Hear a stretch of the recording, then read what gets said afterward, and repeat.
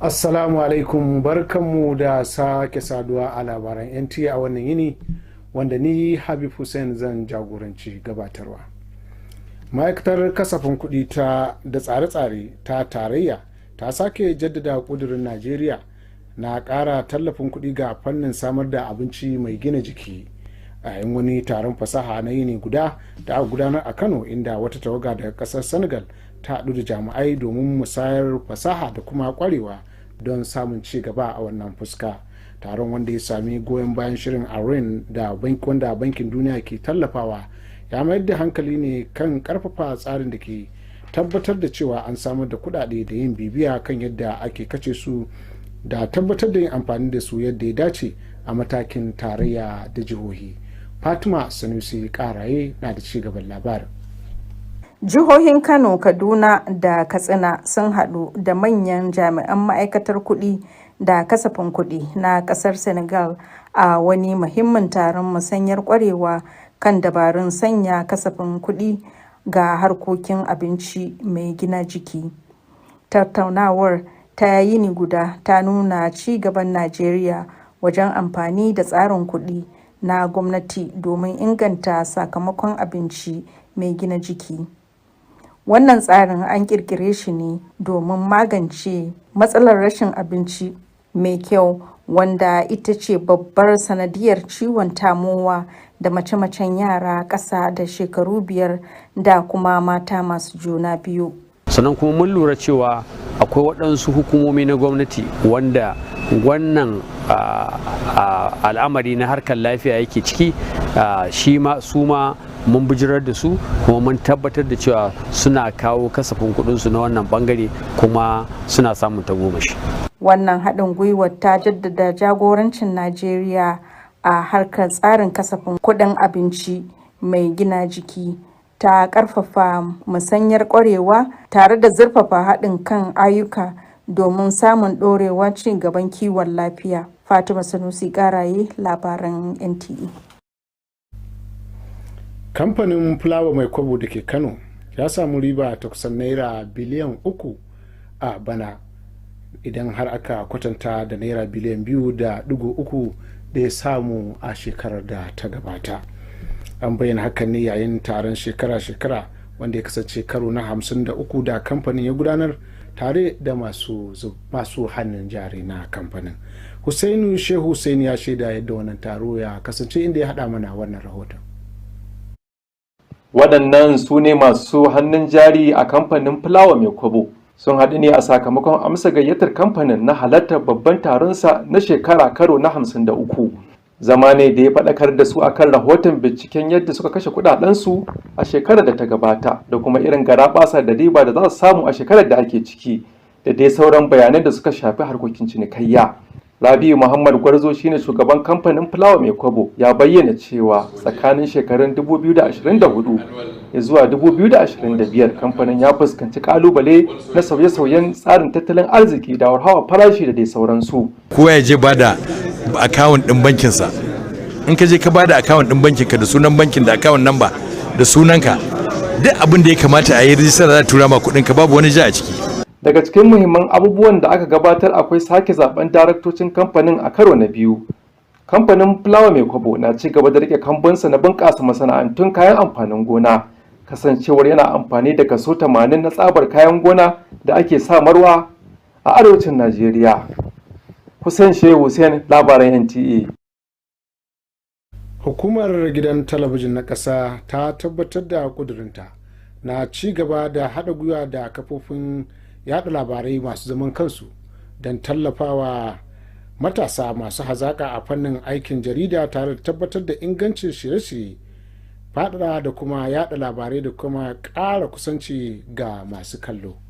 Hadiza Muhammad ta ba mu rahoton cewa janar manaja na tashar gidan talabijin na ƙasa da ke nan Kano, Sani Yusuf Hangane, ya bayyana hakan yayin da ya karbi wata tawaga daga kungiyar PR Najeriya lokacin da suka ziyarci tashar anan Kano.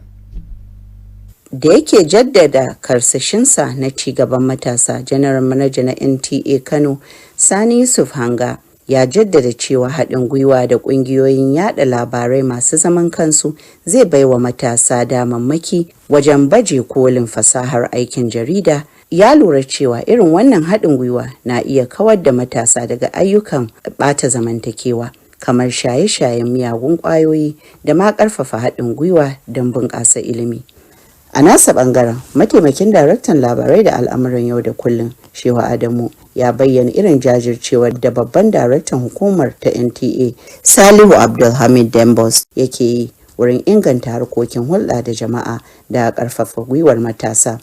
Tun da farko, shugaban ayyuka na musamman na PR Najeriya Muhammad Ahir Lawan, wanda ya jagoranci tawagar matasan sadarwa na shekarar 2025, ya yaba da rawar da NTA Kano ke taka wajen ba da jagoranci ga ƙwararrun matasa a kafafen watsa labarai da ke tasowa a nan gaba. Ɗaya daga cikin abubuwan da muke yi shine muna kai su gurare irin su NTA da dai sauran media organization wanda suka kafu sosai kuma suke yin aikin a zo a duba don su ma su ga yanayin da ake tafiyar da abubuwa a newsroom. Ya bayyana ƙwarin gwiwar cewar haɗin gwiwar za ta buɗe sababbin damammaki ga masu sha'awar sadarwa a faɗin ƙasar nan. Hadiza Muhammad, labaran NTA.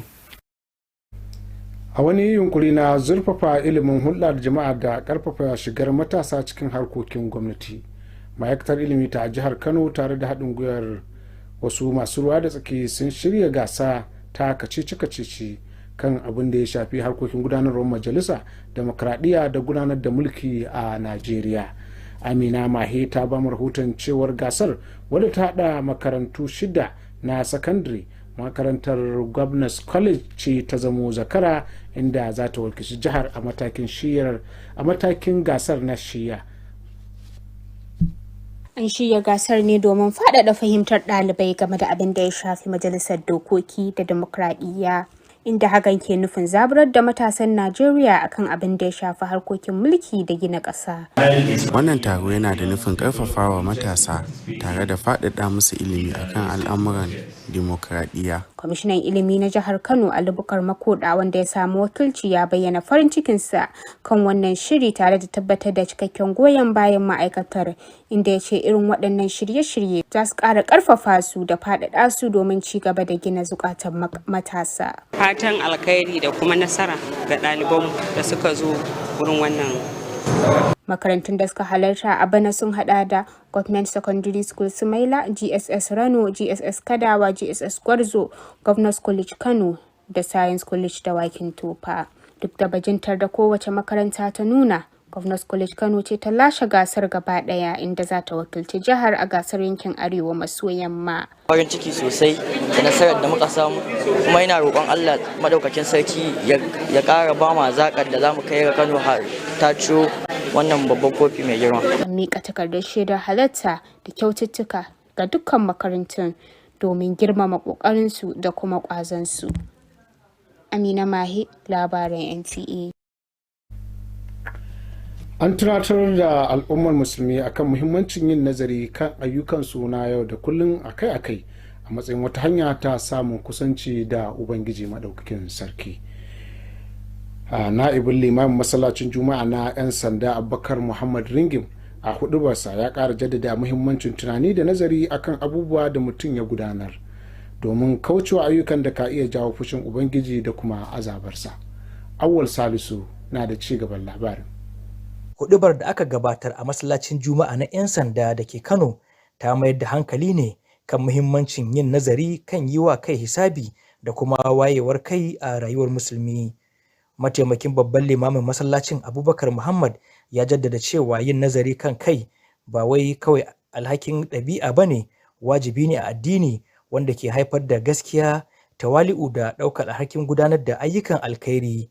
Malamin ya kuma yi bayani kan muhimmancin tsarkakewa a addinin musulunci ta fuskar zahiri da ta addini. ita ce kamar sarki a jikin ɗan adam. Idan ya kasance cewar ta gyaru to dukkanin al'amuran jiki sun gyaru, ganin mutum, jinsa, tafiyarsa da komai nasa sai ya zamanto kan cewar suna bisa ga doron addinin musulunci. Amma idan ya zamanto ta gurɓace to sai ya zamanto ɗan adam ya kasance cewar a cikin ayyukan masha'a kullum shine fasadi daban-daban. Hudubar ta kuma kare da kira ga musulmi da su kasance masu lura da nauyin da ke kansu, su nemi kyawawan halaye kuma su kasance masu neman yardar Allah ta hanyar gudanar da ayyukan alkhairi da ci gaba da tsarkake kansu a koda yaushe. Awwal Salisu, labaran NTA. To da yanzu kuma sai fagen al'amuran wasanni inda Elizabeth Dila Lamido ke dauke da kanunsu. Tsohon ɗan wasan Sifaniya kuma kyaftin na ƙungiyar Barcelona ya bayyana aniyarsa ta yin ritaya a ƙarshen kakar wasan gasar MLS ta bana.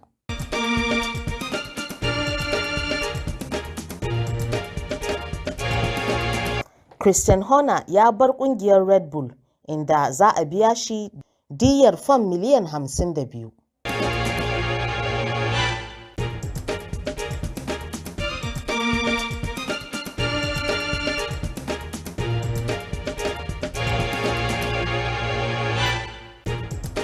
Alcaraz ya firgita matuƙa saboda raunin da ya samu a kafar shi.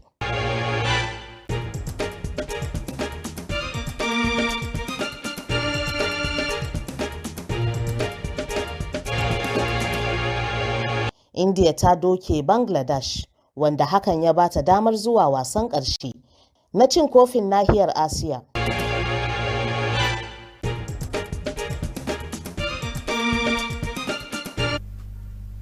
To yanzu kuma sai hasashen yanayin da ake fatan tashi da shi a gobe Asabar 27 ga watan Satumba a nan Kano da ma wasu biranen kasar nan.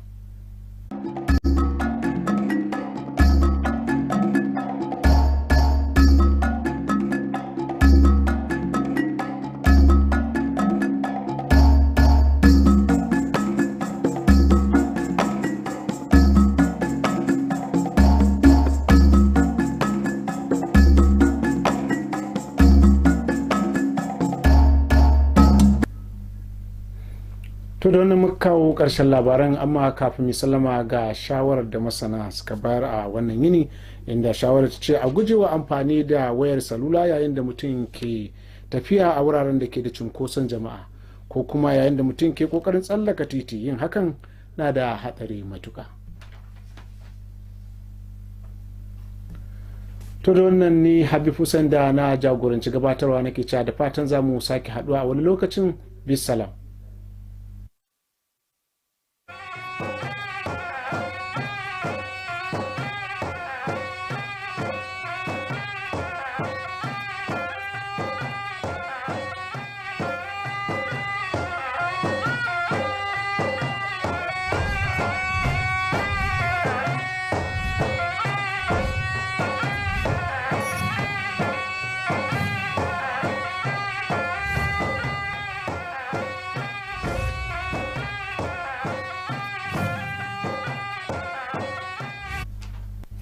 Thank you for joining us on Nta Kano News. I am Amin Umar, and now the news.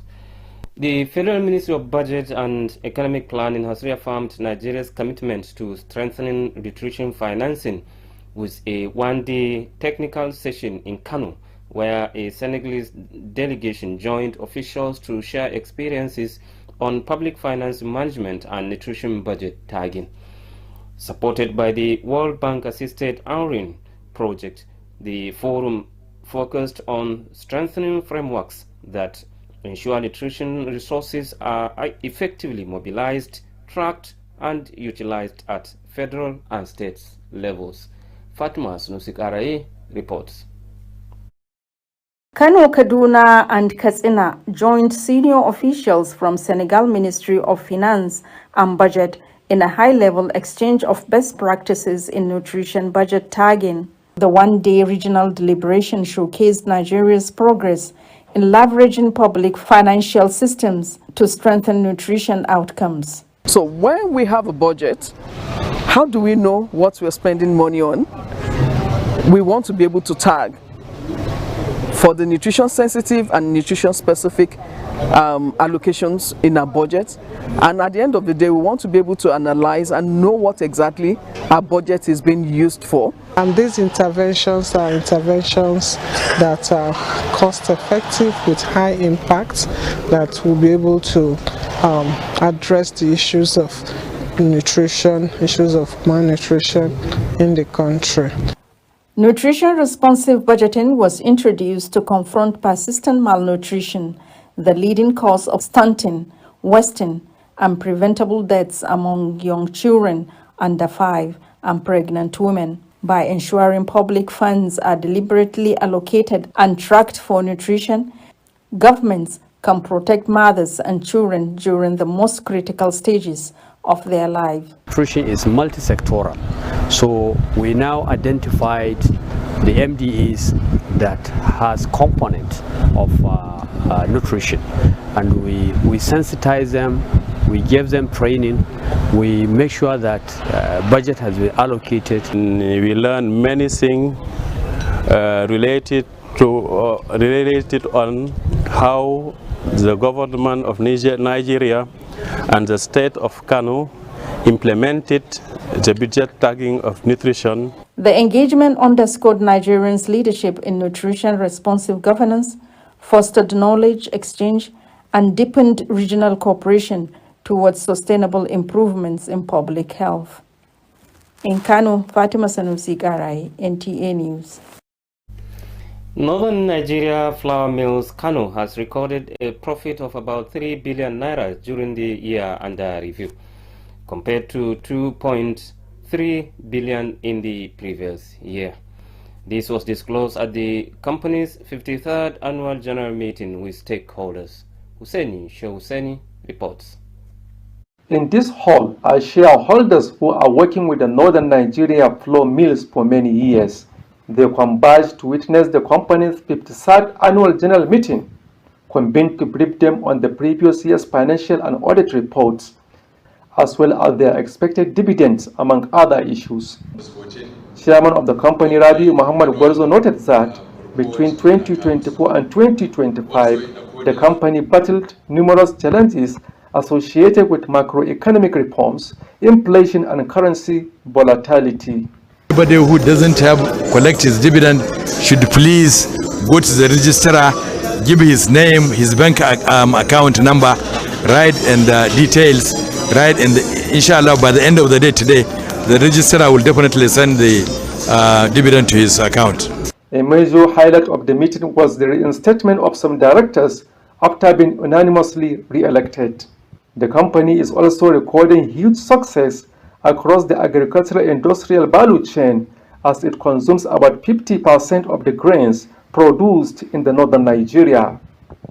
In Kano, Hussein Shehu Hussein, NTA News. The Nigerian Television Authority (NTA) has reiterated its commitment to partnering with private media organizations to support young talents in the field of journalism to improve content quality, expand coverage, and deepen audience engagement. Hadiza Muhammad reports that the assurance was given by the General Manager NTA Kano, Sani Yusuf Hanga, while receiving a delegation from the PR Nigeria Young Communication Fellows 2025 at the station. Reaffirming his passion for youth development, the General Manager NTA Kano, Sani Yusuf Hanga, emphasized that collaborations with private media organizations will offer young people a broader platform to showcase their journalistic skills and creativity. He noted that such partnerships can also steer them away from social vices like drug abuse by encouraging educational engagement. We are always ready to support youth who have the passion and interest in journalism and other public relation activities. On his part, Assistant Director News and Current Affairs Shehu Adamu highlighted the unwavering commitment of the Director General NTA, Salihu Abdulhamid dems to promoting public relations initiatives and youth empowerment. Protecting public image to create a favorable image for an organization, right?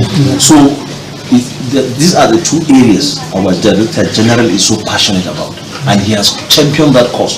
Earlier, the head of special projects at PR Nigeria, Muhammad Dahir Lawan, who led the visiting delegation of the Young Communication Fellows 2025, commended NTA's role in mentoring future media professionals. After we have done some weeks of intensive classwork, we feel it's important for them to explore newsroom, and when we look at successful newsroom in the country, organizations like the Nigerian Television Authority readily comes to mind because of its credibility and consistency over the years. He expressed confidence that the collaboration will unlock new opportunities for aspiring communicators across the country. In Kano, Hadiza Muhammad, NTA News. In a bid to deepen civic education and promote youth involvement in governance, the Kano State Ministry of Education, in collaboration with key stakeholders, organized a quiz competition on legislature, democracy and governance in Nigeria. Amina Mahe reports that the contest, which featured 6 secondary schools, saw Governor's College, Kano, emerged as the overall winner, earning the right to represent the state at the Northwest Zonal competition. The competition is designed to broaden students' understanding of the legislature, democracy, and governance.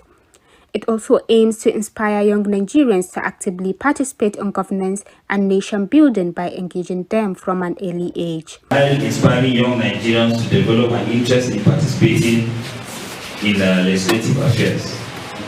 The Kano State Commissioner for Education, Alibukar Makoda, who was represented, expressed delight with the initiative and assured the ministry's full support, noting that similar programs will be encouraged and expanded to further nurture young minds. Next year, by the time this activity comes up again, we already have our winners on ground, and already our students are already drilled and ready to face the challenges that will come with the competition. Participating schools this year included Government Secondary School Sumaila, GSS Rano, GSS Kadawa, GSS Gwarzo, Governors College Kano, and Science College Dawakin Tofa.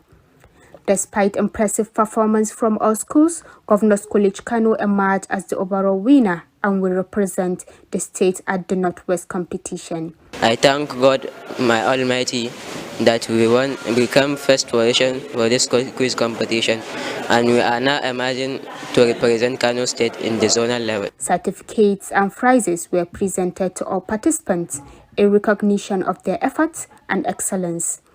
In Kano, Amina Mahe, NTA News. From education and governance now to religious matters, and worshippers at the Police Jumat Mosque in Kano have been urged to regularly engage in self-assessment of their daily activities as a way of strengthening their relationship with Allah subhanahu wa ta'ala. Delivering the sermon, the Chief Imam Abubakar Muhammad Ringim emphasized the importance of self-reflection in avoiding actions that will attract Allah's displeasure and punishment. Awal Salisu reports. The khutbah at the Police Jumat Mosque in Kano focused on the importance of self-assessment and spiritual consciousness in the life of a Muslim. Deputy Chief Imam Abubakar Muhammad stressed that self-assessment is not only a moral responsibility, but also a religious duty that fosters sincerity, humility, and accountability. The cleric also emphasized the significance of purification in Islam, both in its physical and spiritual dimensions. To take care of our mind, our soul, our heart, because the heart is the central position of human being. If there is good heart, there is good society. If there is bad heart, then there is evil to dominate the whole society.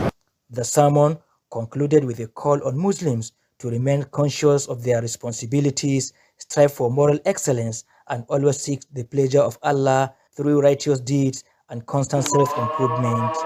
In Kano, Awal Salisu, NTA News. And now to sports.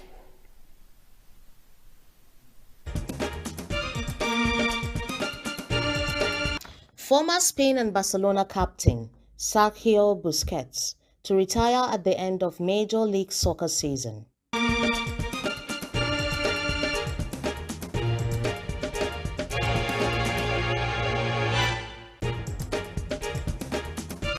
Christian Horner has formally left Red Bull with £52 million payoff. And that's the match we can take. Thank you for watching. I am Amin Umar.